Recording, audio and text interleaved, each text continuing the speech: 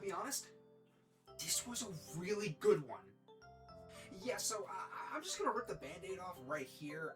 When they even just announced the fact that like a Toy Story 5 was happening, I'm kind of just sitting there like rolling my eyes, like, dude, we didn't even need a fourth one. Why are we getting a fifth one?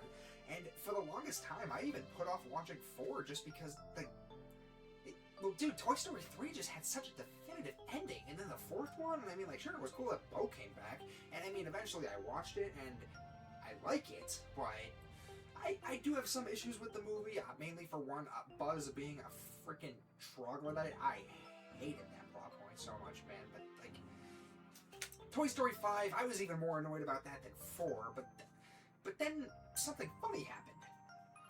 I watched it. I went in thinking, okay, well, you know what, screw it, let's just watch this movie. I'm sure it'll at the very least be good.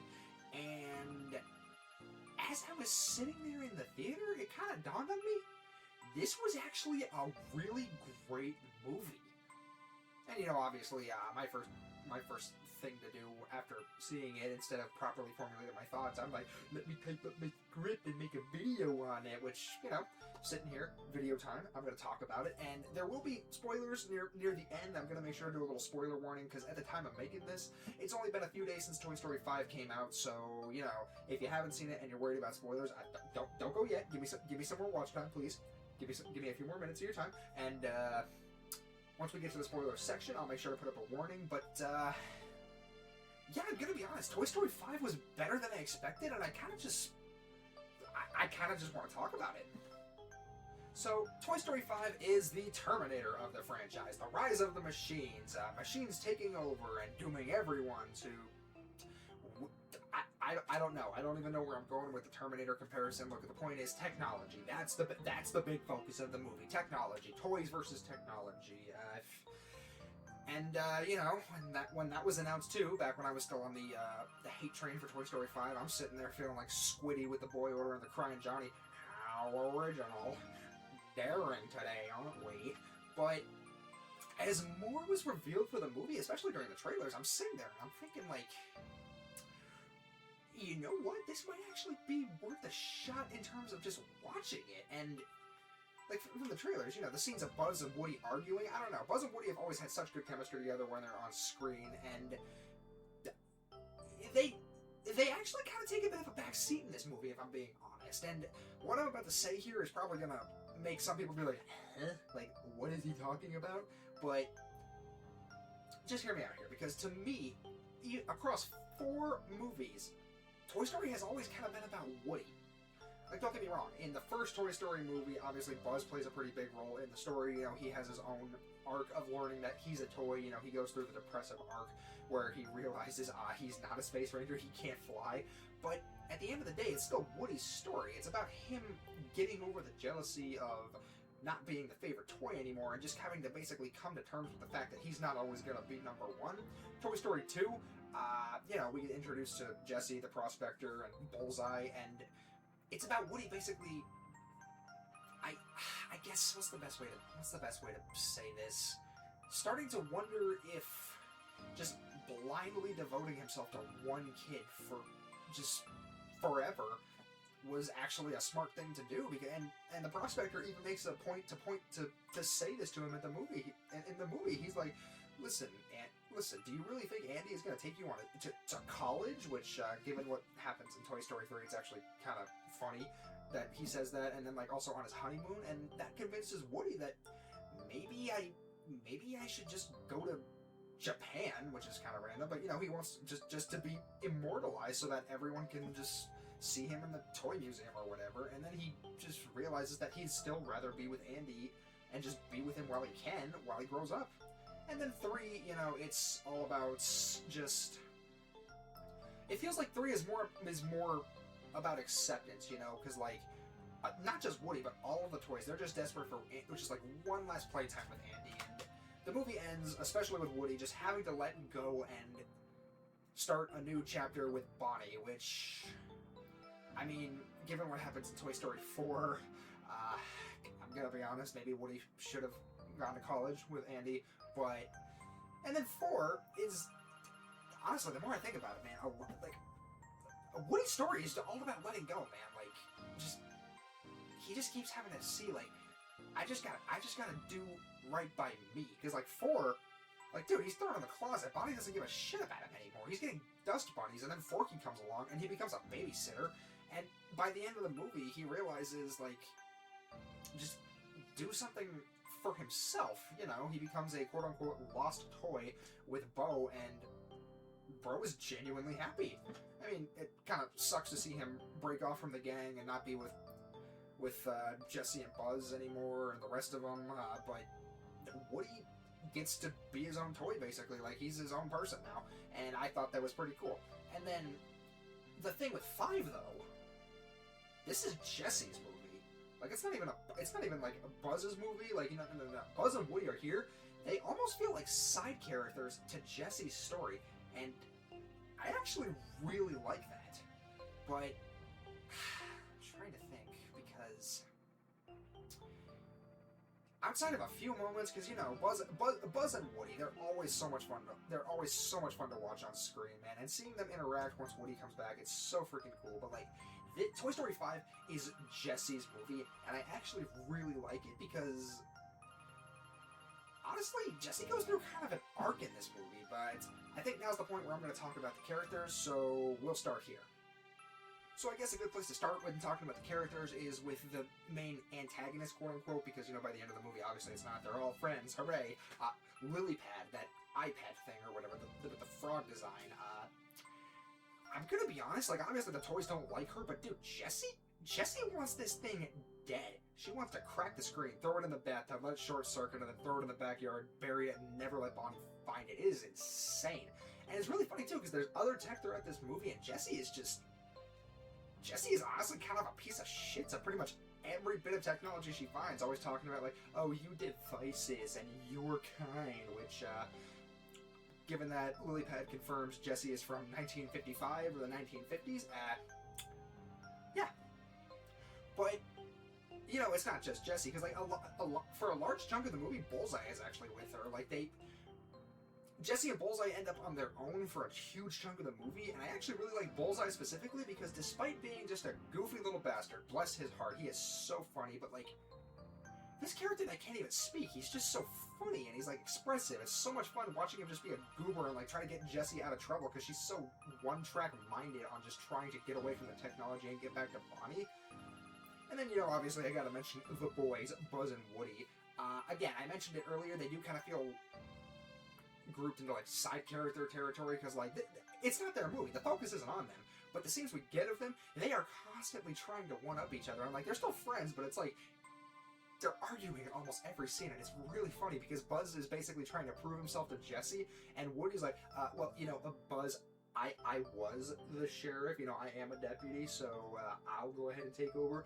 It's so funny because, like, and you know, even in the trailer, we get one of the characters being like, it's nice seeing them argue again. And it is, because it's so freaking funny. But I guess when talking about characters, that is one of my biggest gripes with the movie, but I'm gonna be honest, I kind of wish the actual side characters got a bit more to do in this movie. You know, obviously we don't need to see the life and story of, what the hell's his name? Prickle Pants, the hedgehog toy, but, like, you're telling me you're not, like, I'm pretty sure there was a scene in 3, like, in a scene in 3, like, in the post-credits, or during the credits, where, like, Rex and Trixie were playing on the computer, so, like, those two know about technology, they love video games. You're telling me, like, especially Rex and Trixie, they couldn't be like, oh, this Lilypad seems cool, and then just get kind of, like, scared by her when she gets them thrown in the garage, or, like, I don't know, just some more ramblings from Slinky or Ham, or even Potato Head, which Potato Head is actually a pretty interesting topic to bring up in general, because, you know, due to the unfortunate passing of his original voice actor, we did get a new voice actor, and I'm gonna be honest, this dude is, well, I don't want to call it gripe, because, like, he does a good job, but the problem is, he flip-flops between sounding, like, almost spot on to being really noticeable that it's a new voice actor. Like, in some scenes, we're talking, like, Morty levels. Like, Rick and Morty, when Morty got a new voice actor, and people were like, oh my god, wait, really? He got a new voice actor? I could barely tell, to, oh my god, Mr. Potato Head got a new voice actor. I can really tell. But he's also barely in the movie, so does it really matter? But, I don't know, man. Like, there's also some other toys, or I guess tech, that Jesse meets later on in the movie, and they're all really funny, and one of them is a potty training toy voiced by Conan O'Brien, and he's actually pretty funny. But overall, man, the characters in this movie, they were pretty great, I can't lie. And there's also just a lot of fun nods to previous Toy Story movies, which I will talk about a little bit in the spoiler section, but character-wise, man, this movie is so freaking good, man. Hey, I forgot to mention it during this segment. This is me recording a next take to smush it into the video somewhere, but, Duck and Bunny also show up for like less than 5 minutes of screen time to help Woody rescue a toy in one scene, and all they do is like nod at Woody like, okay man, we're ready for the plan, and there's no voice acting, and then they just kind of stand off in the background and they're gone. That's fine, it's not like they were really funny, and they were some of my favorite points in Toy Story 4, but it's not like I wanted to hear them or anything. That's fine. It's cool. It's whatever. I'm talking like a moron at this point. Next segment. Okay, so I'm not gonna be discussing the plot fully discussing the plot yet, but I am gonna be starting to get into some spoiler territory stuff here regarding some of the other characters and their roles in the story. So if you are whatever the hell the word is, which means you don't want to see spoilers, now is your chance. Shoot, be gone. Go watch the movie first, then come back. You have to finish the video. Give me more of your time. And if you are heading out, make sure to hit the like button. Become the Maniacs. Hit the subscribe button. Go check out my other stupid, insane ramblings. But for the rest of you, you know what? I think it's time to talk about the Buzz Army. I'm gonna be honest. Like, in the trailers and like at D23, I think it was, they're like, oh yeah, there's gonna be like this army of Buzz Lightyear toys that are gonna be the central antagonist, and that was very clearly a scrap draft of the script. And as much as I like the Buzz Army in this movie, it really does feel like they're remnants of a previous script, but they're just so damn funny, man, because like the movie opens with them being stuck on a deserted island. I guess the shipping container that had them got knocked off the cargo ship, Madagascar style, and washed up on a deserted island. And the Buzzes, they have like these weird Wi-Fi screens on them, so they're all electronic, but like they just make their way through the island, and it cuts to night where they're making a fire because apparently the toys in Toy Story know how to make a fire. So if they do ever decide to rise against the humans, they might be screwed. But it ends with one of them looking up and he sees a star, and he's like, star, and they all start saying star. These things are freaking cavemen, and honestly, it reminds me a lot of the nematodes from SpongeBob of all things, where one of them just utters a command, and all the other ones immediately say like, star, and they all start pointing, and they all start saying star, and then command. These things are ignoramusi, ignoramusis. They're just stupid, man, and I love it because the Buzz Army is just so fun to watch, man, because like they actually make their way off the island. They make a raft, and they just sail to the mainland, all while chanting "Star Command, Star Command." It's so stupid. These little things are so driven, and they have no idea what they're talking about because, of course, they're gonna realize, oh shit, we're toys. What the hell is Star Command? But then we cut to them making their way through the woods. And one of them gets stuck in some roots or something, and they all climb in trees to avoid some humans. Which one of them actually picks up the Buzz that got stuck and takes him away, and they all go to rescue him. But the Buzz that got rescued, he's actually happy. He's happy to be with the kid because they're toys. They're meant to be played with by children, and the other Buzzes are starting to realize this. Like, oh, he's happy. I wonder why that is. But maybe that's what would make us happy. But they still continue on the mission. And we just get more moments of these guys just being absolute menaces, man. Because like we get to a point where they get to like a ship container yard, like the place where like there's a big ass crane that carries all the shipping containers onto like the big freight boats or whatever that carry them. And the Buzzes hijack the freaking crane. It's insane. And they all form a freaking human ladder just so they can poke through the clouds that the crane can't even reach, just so they can find the star, so they know what direction they're heading in. It is insane. I love watching the Buzz Army, man, because they're just so funny to watch because of how just, I guess, impressive they are as a unit. And then, obviously they get spotted by, well, not spotted by the security guard, but one of them walks up and, you know, there's a gag because, like, oh, the box broke open, the buzzes are all there, and he's just like, I am not cleaning this up, and just walks away. But I don't know, because, like, I'm so conflicted because, like, the Buzz Army, man, like, you could take them out of the plot and it could still feasibly work. So they feel kind of pointless, but at the same time, they're so fun to watch. I don't know, I am so 50-50 about the Buzz Army, but, like, take it from me, they are really fun to watch. So I guess I should really talk about the plot now. So it basically goes like this. Bonnie get iPad.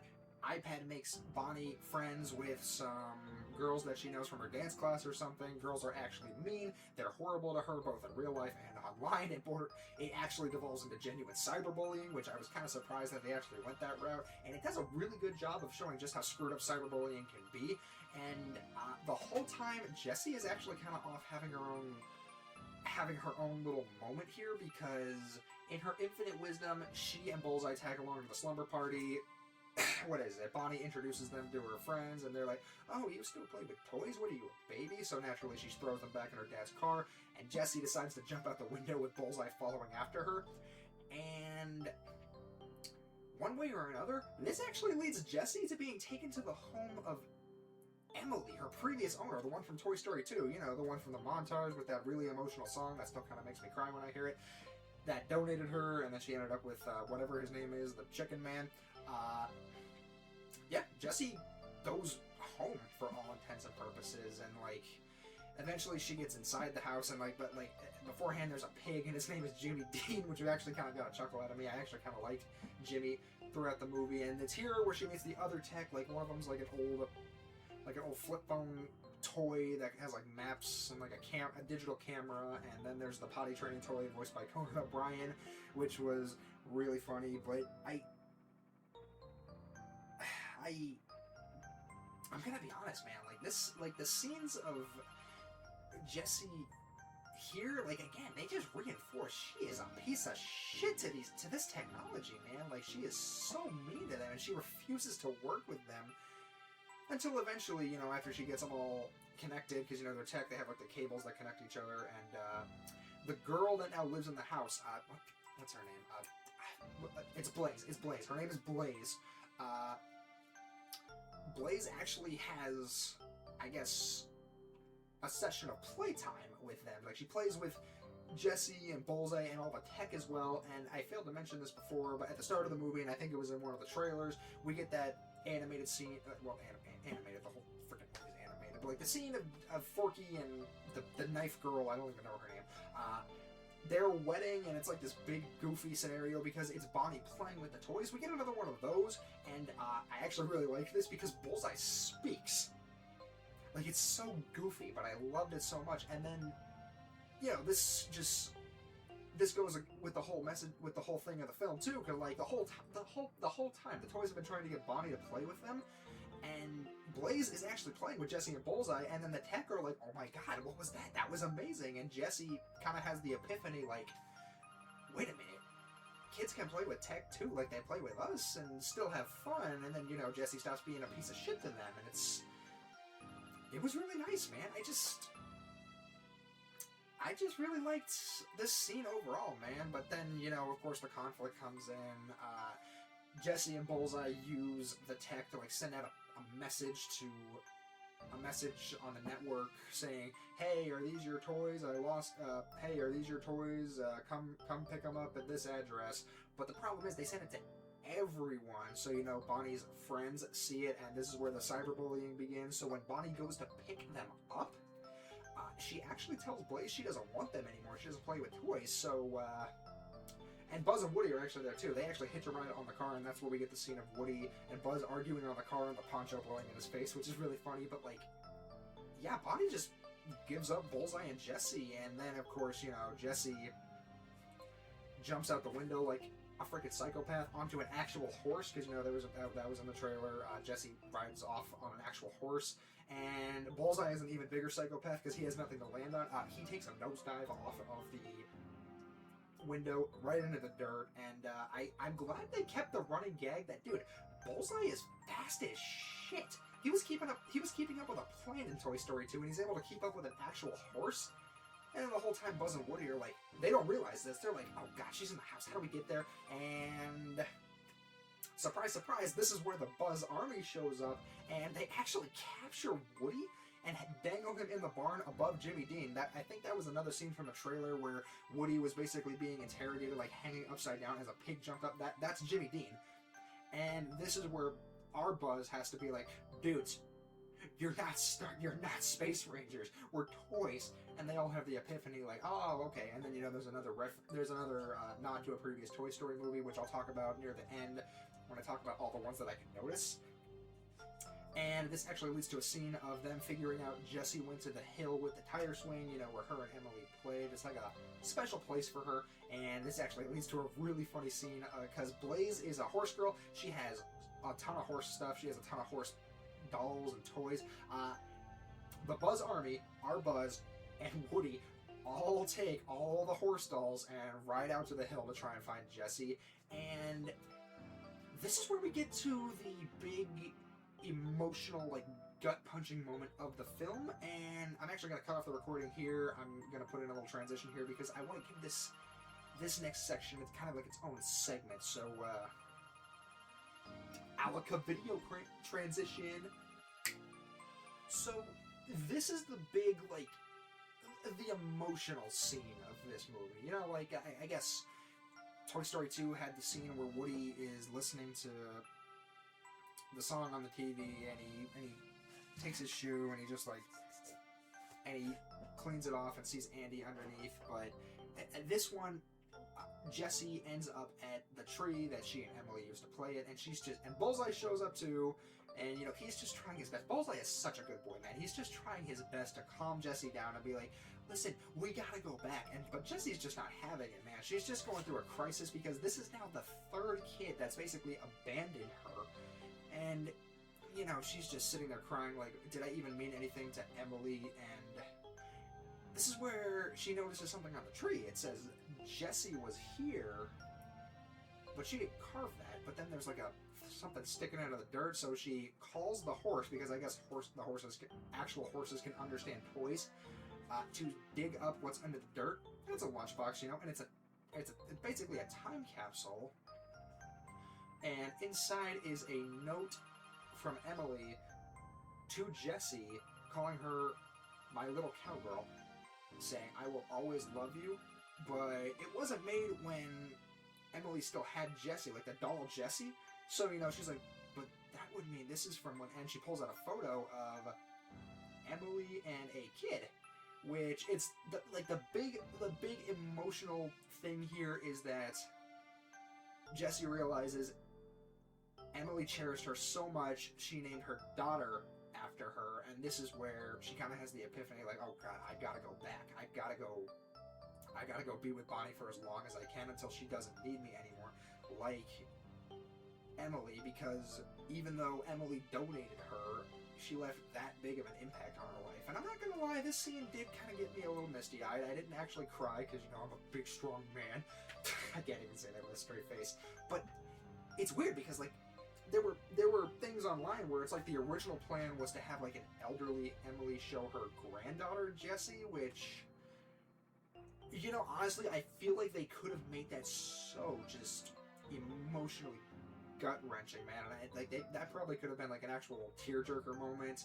But for what's here, I do like it. And I did see some people say, like, I'm glad they didn't include this, because that might have been too in your face. Like, oh, remember this moment from Toy Story 2? Which I do kind of agree with, but, like, this was just such a beautiful scene, man, because, like, the whole time, Jessie is just so upset, because she thinks she didn't matter at all to Emily, and then it's like, no, even though she did get rid of you, because, again, she's an adult, what's she gonna do with a cowgirl doll? Jessie left that big of an impact on Emily that she named her daughter after her, and I just thought that was really sweet. But, of course, the sweetness doesn't last, because we have to finish talking about the plot, because if you can believe it, Lily Pad screwed up so bad. one thing I will say is that I actually do kind of appreciate the fact that Lily Pad kind of had like a self-reflection moment and being like, oh my god, the toys were right. I messed up, like, bad.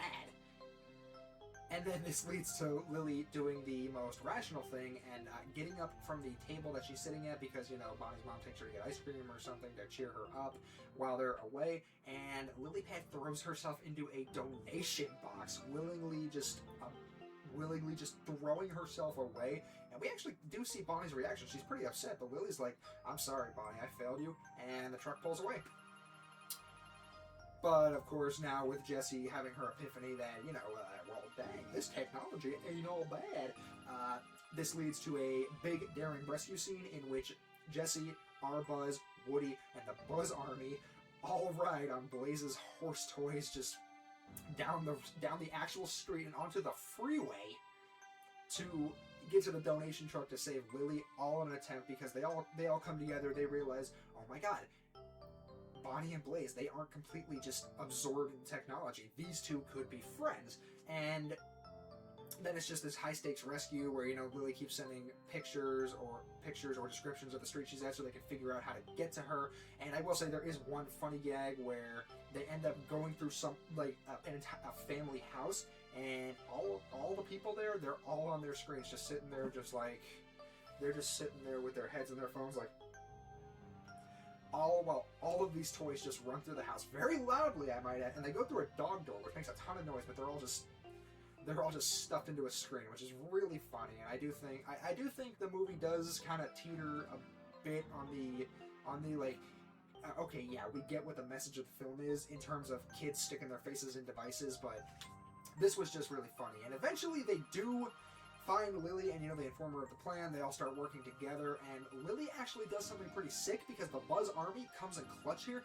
This is where they start mattering to the plot. Not the rest of the movie, but this is where they justify their inclusion because Lily activates a freaking drone mode on these guys. So, yeah, Buzz is a flying toy. Buzz can fly now, and honestly, this was really cool, and I will say, if they ever make a Buzz Lightyear drone, I might actually have to buy that, because if it's anything like the ones in the movie, oh, I want that. I want that. That's so freaking cool.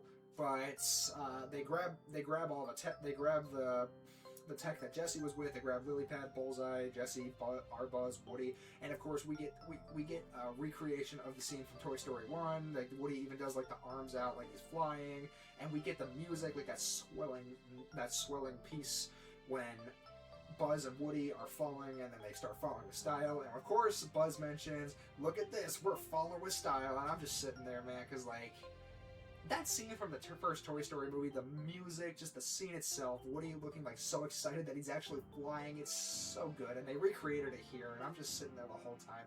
I was just smiling. I was just like, "Oh, dude." And the toys' big plan is to take Jessie and Bullseye back to Blaze and send another message from Bonnie with using Lily Pad saying, "Hey, I want my toys." And Blaze actually gets the message, brings the toys to Bonnie, and you know, at first it's like Bonnie's too shy to speak to her, she doesn't want the toys, but then eventually she actually talks to her, and they become friends, and they actually play with toys instead of devices. It was really sweet. Also, right before this happens, Jessie kisses Buzz, because I guess that's a recurring joke in the movie. Buzz wants to propose to Jessie, and honestly, I think that I don't even think I know. That's why he's so gung-ho on being like, "No, Woody, I'm the boss here. I know what I'm doing. I gotta prove myself to Jessie." And it's really funny because he's so awkward. He just can't do it. He's such a weenie, and it's so funny. And then Jessie kisses him, and it was funny. But anyway, Bonnie and Blaze become friends, they start playing, and then at the start of the movie, there were two kids that Bonnie tries to play with, and they just point and laugh at her and run inside their house. They notice, they come over, they start playing too, so it's implied Bonnie is actually going to make a bunch of new friends now, all to play with her.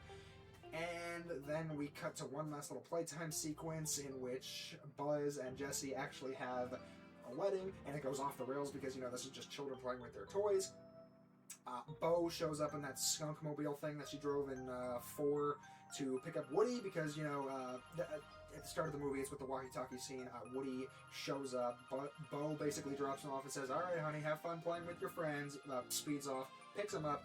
They head back to doing whatever the hell Woody does. And yeah, thus ends Toy Story 5.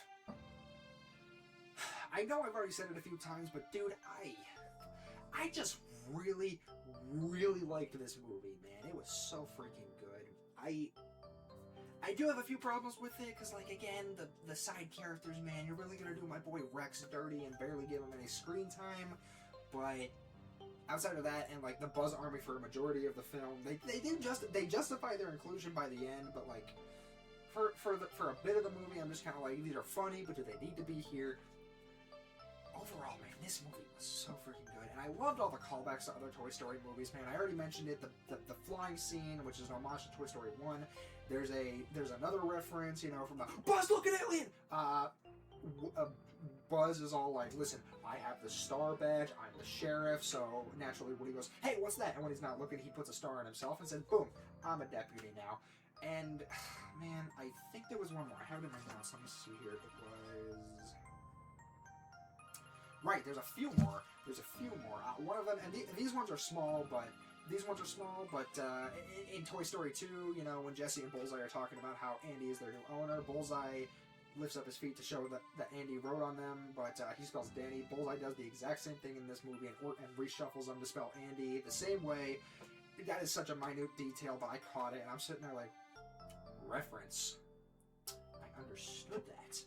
And then there's also a joke about Zurg being Buzz's father, and apparently, I missed this, but I saw a clip floating around online. The garbage truck with Lotso actually does make a cameo, and you can see him, and he is looking shredded, which, after the events of 3, I'm okay with. Like, yeah, go ahead and just rip Lotso to pieces. That would be great. But honestly, I think that's all I got, man. But this was such a good movie. If for whatever reason you're sitting there like, nah, I don't know if I'm gonna see it, go watch it, man. It's Toy Story. You're gonna watch it. You'll watch it. You're gonna love it. You're gonna have a great time, because Toy Story at the end of the day is just good fun, man. Like, it might not have the most compelling story. Well, maybe it does to some people. I don't know. I can't speak for everyone, but like, it's just fun, man. And like, there's nothing wrong with going to the movies and having fun. But yeah, I think I'm gonna call it here, man. This might end up being a shorter video. I actually don't know how long it's gonna be when I splice all the shorts together. And I do actually have another video coming out about He-Man or Masters of the Universe, which Brutal Honesty, making a script for it, it was actually a lot harder to do than making the Toy Story one. So I think I might even just freeball that one and just random ramble it, but still call it a Mr. Mania show, because I want to talk about the movie in its entirety, which is what these Mr. Mania show episodes are about. Just basically giving my thoughts on the whole thing, not just like me babbling about the random shit when it comes to the movie. But expect Masters of the Universe soon, and then I have something really, well, I don't know how big it is realistically in the grand scheme of things planned for July, but like, this is something that I really want to do. I can't do it until at least the first week of July after the final issue, which that should be a preview there. That should give you a good indication. Releases. But after that, I think July's Mr. Mania show episode, it's going to be something a little different here, because I've mentioned my love of comic books a lot on this channel, but I haven't done anything on it yet. So I'm excited to take the first deep dive into a comic book series for a Mr. Mania show episode. But I think I'm rambling on long enough. Make sure to do the liking and the subscribing. Join the Maniacs. I passed 50 subscribers already, which I'm very grateful for. But if we can hit 100 before I think late October, I don't remember exactly when it was, when I first started this channel. I want to get to 100 before my first year. So if you like this, or if you feel like just throwing me a pity sub, which I'll take, I have no shame, by all means, hit the button. But yeah, I'm gonna call it here. And just remember, those toys can see everything. Bye-bye.